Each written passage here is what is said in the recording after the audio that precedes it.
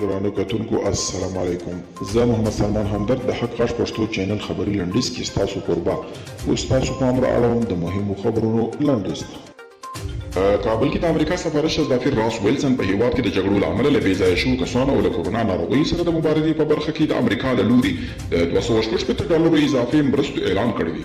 راس ویلسن دا مرسته د کډوالو ورځې په مناسبت اعلان کړې او نړیوال یې هم مرستو ته هڅولي دي. د بشري نړیوال سازمان د ایران د نوي ولسمشر د جرمونو د پلټنو غوښتنه کړې ده. د بشري نړیوال سازمان په تازه څرګندونه کې ویلي چې ابراهیم رئیسي په ایران کې د غیر قانوني اعدامونو او د سیاسي مخالفینو په وژلو کې لاس لرلی دی او په دې برخه کې په جرمونو تورن دی. د چینایي دولتي رسنیو د راپورونو له مخې د چین د بهرنیو چارو وزارت ویلي چې په افغانستان کې امنیتي وضعیت ورځ تر بلې ترنګلی کېږي، نو هغه چینایي وګړو ته چې په یاد هیواد کې کار او دندې لري خبر ورکول کېږي چې ژر تر ژره خپل هیواد ته ستانه شي او د تاوتریخوالي په ډېرېدو سره ښایي لا ډېر افغانان بېکوره شي. د کډوالو او رسنیدونکو چارو وزارت د کډوالو نړیوالې ورځې په مناسبت په تازه څرګندونه کې ویلي چې په هیواد کې د روانو جګړو او تاوتریخوالي له امله د کډوالۍ او بېځایه کېدو کچه مخ په ډېرېدو ده.